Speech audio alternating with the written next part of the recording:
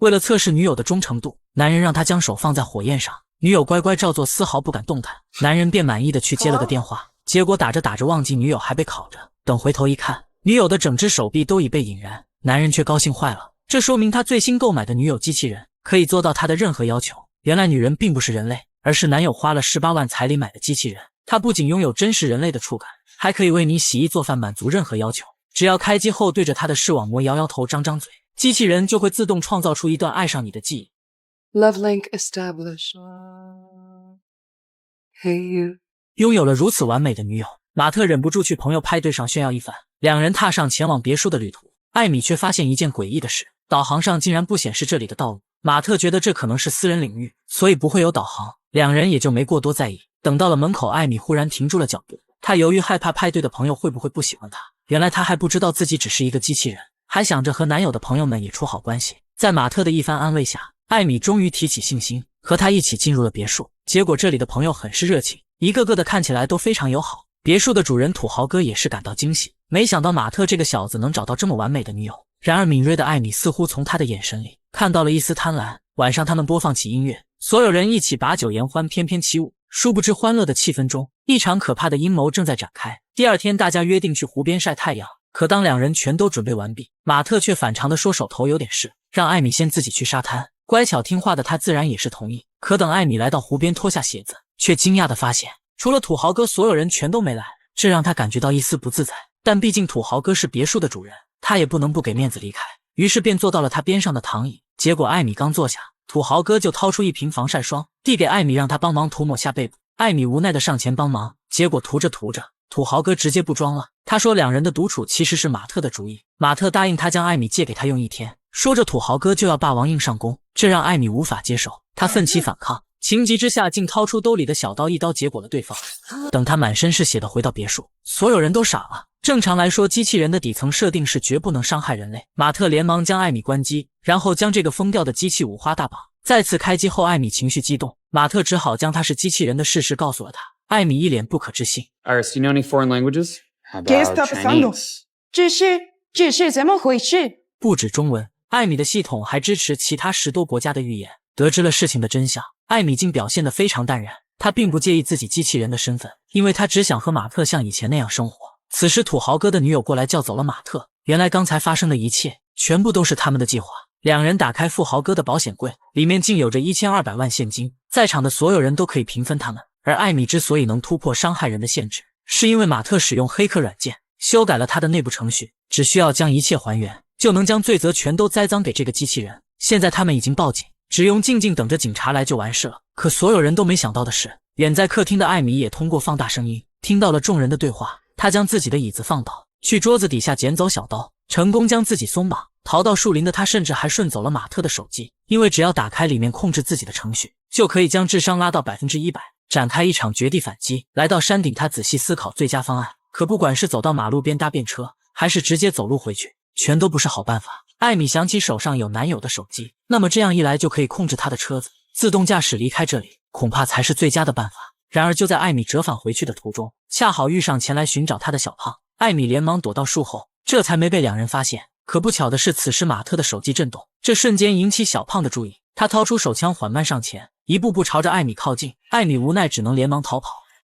好在小胖弹道偏左没有击中，艾米这才能往树林深处逃去。但他即便跑得飞快，小白却也一步不落的能跟上。忽然小胖窜出一把扑倒艾米，两人一同滚落了山崖。看着掉落在地的手枪，两人开始拼了命的争抢。结果就在混乱中，艾米成功摸到枪，结果了对方。追赶来的小白直接傻住，待在原地无法动弹。原来他也是小胖带来的机器人，此刻已经彻底死机。艾米以最快速度赶回马特车上，在马特追上前成功关闭车门。艾米对车子下达指令启动，却惊讶地发现车子设置了语音锁，不是马特的声音根本打不开。马特也是劝他不要挣扎了，乖乖下来接受现实。但智商拉满的艾米忽然想到，马特的手机可以修改自己的声音，于是连忙打开控制器，尝试将声音修改成和马特同款。马特疯狂爆砸车窗阻止对方，但关键时刻他还是成功调试出了马特的声音。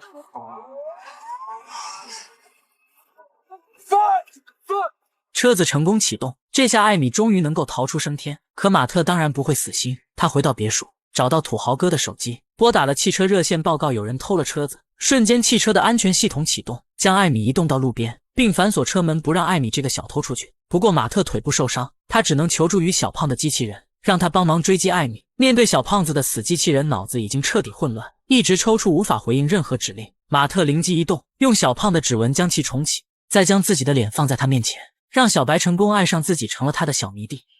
Hey you。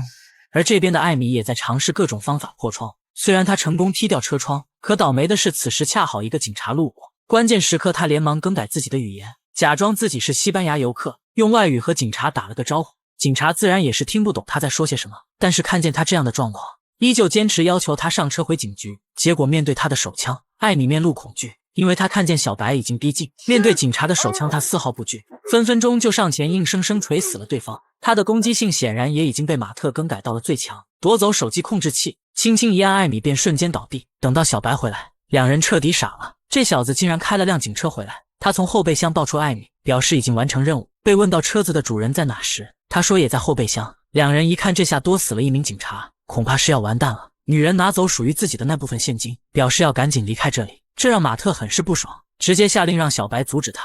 结果攻击力拉满的小白当场捅了对方一刀。马特只是想让他将女人绑回来而已，没想到这家伙又自己个燃起来给人家打了，局面彻底失控。恐怕现在马特要编出一个天衣无缝的故事，才能把这个现场圆回来。想来想去，他还是决定将一切栽赃给艾米。他让小白做好一顿烛光晚餐，再次唤醒艾米。只要将他的智商调到0，他就成为了一台彻底的机器。再让他用手枪毙了自己，他就也会乖乖照做了。事后，他让小白假扮成警察，接着叫来机器公司的厂家，告诉他们这款艾米机器人在别墅里发疯，杀害了自己的朋友后，便开枪崩了自己。工作人员非常抱歉，他们表示回去后会认真检查艾米的录像，来确认这到底是怎么回事。原来艾米作为机器人，她的处理器并不在脑袋上，而是在腹部，所以爆头并不会破坏她记录下的数据。等回去恢复艾米，一切就可以真相大白了。听到这个坏消息，马特只好在心里默默对着他们说了句对不起。等两人准备倒车离开，却看见小白直直地站在路中间，还没反应过来，直接几枪送走了司机。边上的卷毛赶紧逃进树林，展开了一场疯狂的逃亡。此时艾米被充电后也醒来，他赶在小白杀害卷毛的前一刻，带着武器走了过来。可小白很清楚，作为机器人的他是不能够伤害别人的，反手就轻松将其放倒。眼看着他一步步逼近，艾米连忙不停呼唤小胖的名字，这让小白大脑深处有关于小胖的记忆被唤醒。他想起自己的主人应该是小胖，并不是现在的马特。可想起一切的小白，为了不再被控制，竟选择了自尽。卷毛就这样幸运地活了下来。作为技术程序员，他帮忙将艾米更改成自主机器人，不再受任何控制器控制，帮助他前去别墅复仇。马特正在收拾现金，却发现大厅的音乐忽然响了起来。